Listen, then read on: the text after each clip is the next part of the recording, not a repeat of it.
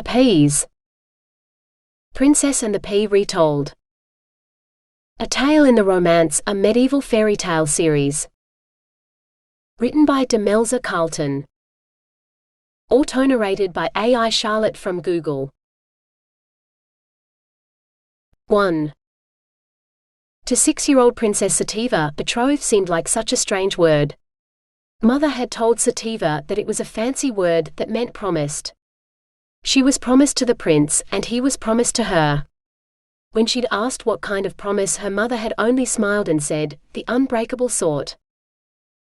So now Sativa sat in the place of honor in her father's hall beside her promised, Prince Redar. She wasn't sure what she wanted to do with him. Big boys like him usually spent all their time in the practice yard, sparring with swords and shooting arrows into targets. He had a sword strapped to his side too, like one of her father's knights. It was smaller than their swords though, for he was only a boy. It certainly bothered his mother though. Queen Regina looked like she'd drunk vinegar instead of wine every time he bumped her with his sheathed sword. More than once, Sativa had been forced to smother her laughter, or risk a quelling glance from her own mother. Sativa yawned, remembering to cover her mouth before her mother saw. She wouldn't have been so excited about attending this feast if she'd known it was so boring. She'd eaten her fill of the food and she wasn't allowed any wine, so why did she have to keep sitting there? Normally when she'd finished her dinner, she could go play with her little sisters or the castle kittens, but her mother insisted she must spend the whole dull day with the prince. Her betrothed. He'd arrived here on his horse yesterday, and he'd scarcely said a word to her since. She eyed him carefully as he ate another piece of meat. He had a tongue and teeth, same as her, so he should be able to talk. While she watched, she caught him smothering a yawn. He was as bored as she was. Do you want to see my horse? Sativa asked Prince Redar. Redar turned to Regina. Mother, may I? Kings do not ask permission, they command, came the reply through Regina's gritted teeth. She eyed Sativa with distaste. Redar drew himself up. Mother, I am going with my betrothed to see the horses, he announced grandly. Regina nodded once. Mother, Sativa began. You may go. A feasting hall is no place for children and it grows late, Mother said. She peered fearfully at the hall's high windows, where the afternoon sun slanted in. Sativa forced a smile. Her mother had been afraid of the dark for as long as she could remember. Not for herself but for her children.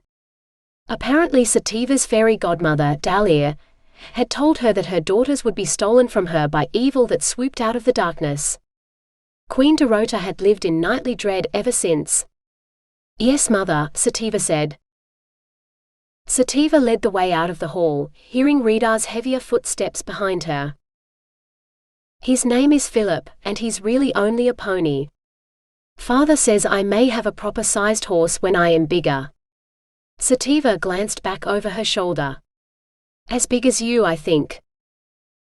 When you are my queen, you will need a proper horse to ride. How else will you go hunting? Redar said. Queens don't hunt, Mother says. Killing is a job for men. Redar laughed. My mother hunts as well as any man, or so my father says. So do many of the ladies at my father's court. They call it sport, pitting oneself against a noble beast, then bringing its carcass home for the victory feast. When you come to my castle, I will make sure you learn to hunt. Forbidden pleasures and a new horse. Maybe her betrothal wasn't such a bad thing. What else do you have in your castle? Sativa asked. Will I get to wear beautiful gowns like my mother does? Fit for a queen, I am sure. You shall choose them, Redar said. Betrothal sounded better and better. Sativa led the way out to the fields beside the castle, but there wasn't a horse to be seen. Where are they? She asked in dismay. She found a guardsman at the castle gate. Where are the horses? She demanded. This time of day, the horses are all in their stable having dinner, young mistress, the guardsman said. Sativa wasn't supposed to enter the stables, but with her mother and everyone else at the feast, no one but she and Rita would ever know. We must speak of this to no one, she said imperiously as she led the way. 2. His mother was wrong, Rita decided as he followed the little princess. Sativa would make quite a queen one day if her 6-year-old self was any indication. As long as no one did anything to dampen her fire between now and their wedding, which would be at least a decade away. She had her mother's fair coloring, so she'd probably grow up to look like her. Regal and feminine and fiery, everything his kingdom needed in a queen, for if the border wars continued, she would need to rule while he kept the neighboring armies at bay like his father was doing right now. She might not hunt yet, but she at least rode. That was good, and she knew her way to the stables well enough. His sisters would not be so sure, leading the way around his father's castle, but the princess of a bigger, more prosperous kingdom like this one, living in a castle surrounded by such a huge town, would need to be more assured than the girls at his father's seaside castle back home. This is Philip, Sativa announced, waving at a fat pony that looked very much like a hairy barrel with legs. A hairy barrel that snorted, blowing his mane up off one baleful eye that stared disdainfully at Rita for a moment before it disappeared beneath the descending mane. He likes apples. She fetched an armload of fruit from the apple barrel, her shoes scuffing through the straw. Then her face screwed up and she sneezed. And sneezed again. Rita counted 7 in all before he began to grow concerned for her health. By the time the sneezing fit had subsided, her eyes and nose were running and Sativa needed to hold onto a post to stay on her feet. Rita's heart sank. Perhaps his mother was right, after all. He'd need a strong queen, not a weak one, and Sativa's health mattered. She wouldn't just have to rule the kingdom in his absence, she'd have to give him an heir or two to ensure the succession too. "Are you well?" he asked. She sniffled loudly and wiped her nose on the back of her hand. Then she seemed to remember herself, and she pulled out a handkerchief to clean herself up in a more ladylike fashion. "It's the straw," she said thickly. "It makes me sneeze something awful. My father found a physician who had seen something like this before, in a son of some sultan of a desert land far to the south. He called it rose fever because the prince sneezes at flowers. Me, I sneeze at straw. Not all straw. Just the stuff we have here, which the farmers insist on growing as pasture because it makes our fields the most fertile in the region. Pea straw they call it. He said I should go to the desert, where it is dry, or by the sea, where it is too salty for such straw to grow." Rita couldn't help it. He laughed. "No wonder your parents wanted us to be betrothed. My father's castle is on a cliff overlooking the sea. The salt breeze blows day and night, so that all you can smell is the sea. When you are my queen, I shall build you a tower, and the topmost room shall be your bower, so that you will never need to sneeze at straw again." "It sounds like heaven," Sativa admitted. "A place with no straw where I can breathe. Do you truly mean it?" Rita pulled a ring off his smallest finger and held it out to Sativa. "Take this as a symbol of my unbreakable promise. I swear that one day, when I am old enough, I will return to save you from this place, and carry you off to my castle to be my queen." Sativa smiled. "Just like a hero in one of my nurse's fairy tales." She slipped the ring onto her finger, and for a moment, the amber caught the sunset light, glinting gold as the silver setting glowed around it. "I will wait for you, my prince," she promised. 3. Regina found Rita, as she always did. "So you already know then," she greeted him. Rita traced his finger around the jewels on his father's crown. "His crown now?" "Yes, I know.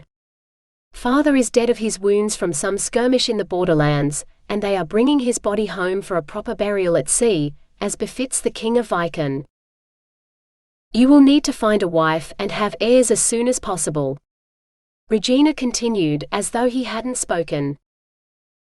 Rita rose. I shall have someone summon Rudolph home. He shall be my heir until someone more suitable is born. And send an envoy to Casmiris to bring me my bride. Rudolph? The boy was sent south for good reason. His claim to the throne is second only to yours, my son. Some might say his claim is stronger, if only because his father was the eldest son. Best to keep him where he is, or he will steal your throne out from under you before your father's ashes are cold. Regina nodded in satisfaction. But Rita would not be dissuaded. You see conspiracies where there are none, mother. Rudolph will be sent for because his father is dead too, and he must swear fealty to me as his new king. If he refuses, then that is something I must deal with. All the more reason to marry. Regina's eyes blazed. There are fertile girls aplenty at court. I will see that they are dressed in their best tomorrow, so that you may make your selection. Rita shook his head. A queen must do more than breed. She must rule and bring alliances and armies when I need them most. You must go to Casmiris and bring back my bride. Regina laughed. I am too old to travel, my son. Better for me stay here. Besides, I had heard that King Boreslas lost his daughters to a dragon. Your bride is in the belly of the beast, if I am not mistaken. That's the tale they tell at the docks now? Sailors selling stories of dragons eating maidens in foreign lands? Sounds like a fairy tale to me, mother. All the more reason to send an envoy to Boreslas. He owes me a bride or an answer. He surveyed the sea from the tower windows. He could see to the horizon from up here, though not the land where Sativa lived. If she still lived. I give you leave to prepare for my father's funeral, and for my coronation. When my bride arrives, you may also plan my wedding. My father trusted you to rule while he was at war, and it was fitting. But now I am king, and I shall do things my way. All color drained from Regina's face. Had she truly thought she could control Rita as she had his father? More fool her. Rita ignored her and summoned a servant. He gave orders for the court to assemble for sad news, for he knew they must be told of his father's death. For the king was dead. Long live the king. 4. Princess Sativa played with her amber ring as she waited for her father to notice she'd arrived. For years now it had been too small to fit on her fingers, so she wore it on a thong around her neck. Her heart went out to her grey-haired father, for now he looked like an old man. Her father had aged a lot since the dragon came. First the loss of her mother, then the dragon plaguing the city, and then the final blow of losing her sisters in one fell swoop, just as the seeress had predicted, though Queen Dorota had not lived to see the dragon devour her daughters. Sativa's sneezing had kept her indoors, away from the parade where her sisters had died that day. It was bittersweet to know her affliction had saved her from a fiery death. If the dragon had only torched the fields of straw instead, perhaps she would have seen some bright spot in the animal's advent, but no. It stole sheep and maidens and only burned knights who tried to slay it. Or it had until last night, when everyone within 100 miles had learned of the dragon's death. How it had happened, no one knew, not even those watching from the city walls, for there'd been so much fire and smoke no one had been sure the dragon was dead until a man walked through the gates, carrying a maiden, and announced that he'd killed the beast. And now her father wanted to hold a feast for the man? It was too much. They were still in mourning for her sisters. To host this sort of celebration when… Sativa, my dear. How go the preparations? Do you need a new gown to wear? Her father was so cheerful it could only be a lie. Yet she forced a smile that matched his. The castle kitchens are cooking up the feast to end all feasts, they say. They are so happy the dragon is dead. But I thought so soon after the loss of my sisters, something more sombre might suit. She caught the look of horror on her father's face and lapsed into silence. For a moment she stared into eyes that mirrored hers. All the guilt and devastation at such a tragic loss, the wish that it had been her instead, and the complete and utter despair of having to live knowing the girls were gone, shone through his irises. Your sisters would have wanted a celebration. The biggest, grandest feast ever held in our halls to mark the death of that foul beast. They would want it to be remembered. It is the end of mourning, for today we celebrate a triumph over the devil himself. Father said fiercely. You and all the court will wear your brightest raiment. We will commemorate this day. 1,000 years from now they will still talk about how the dragon was slayed.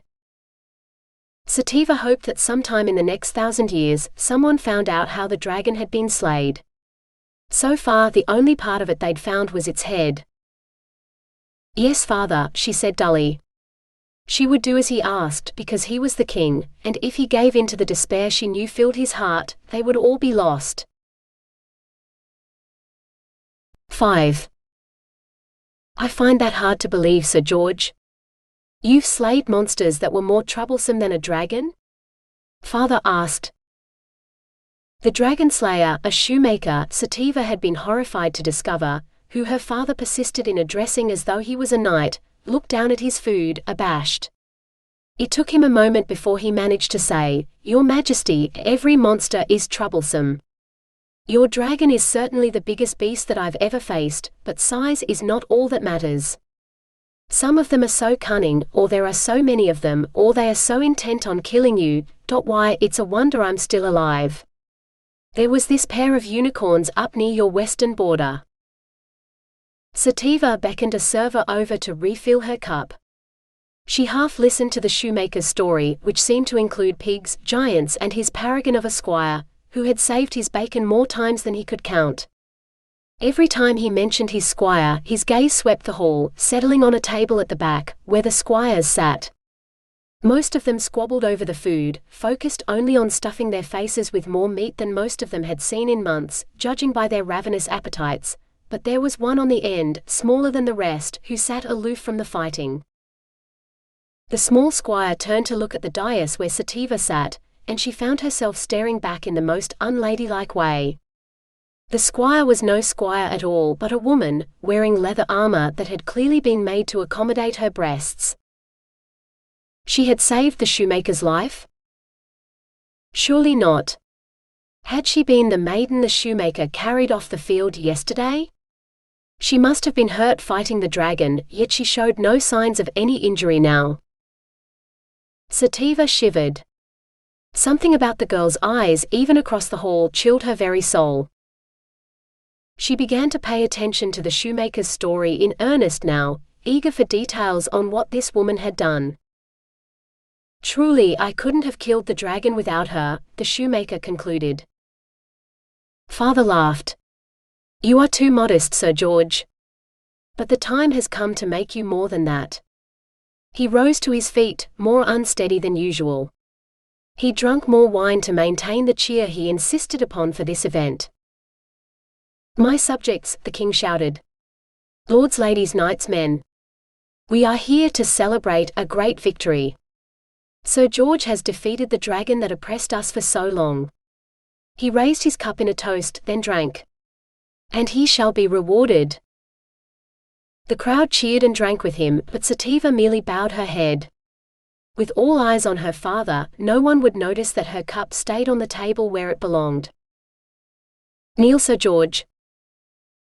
The shoemaker stumbled a little, and Sativa prayed that he would not embarrass her father by sprawling at his feet. Someone must have heard her prayer, for the shoemaker managed to regain his balance and make his way to her father without any further mishaps. Now Sativa drank as the shoemaker droned his way through his vows of fealty to her father. Someone must have coached him, she suspected, because he didn't stumble over the words as he presented her father with his sword. Her father made him more than a knight. When the shoemaker rose, he was a lord. This seemed to make him even more nervous. It took him a couple of tries to get his sword back into his scabbard, so that when he succeeded, a cheer rose up from the hall for the newly minted lord. Even Sativa managed a smile at this. And as a final reward for his heroism, I have decided to bestow my only remaining daughter, Princess Sativa, on him in marriage this very night.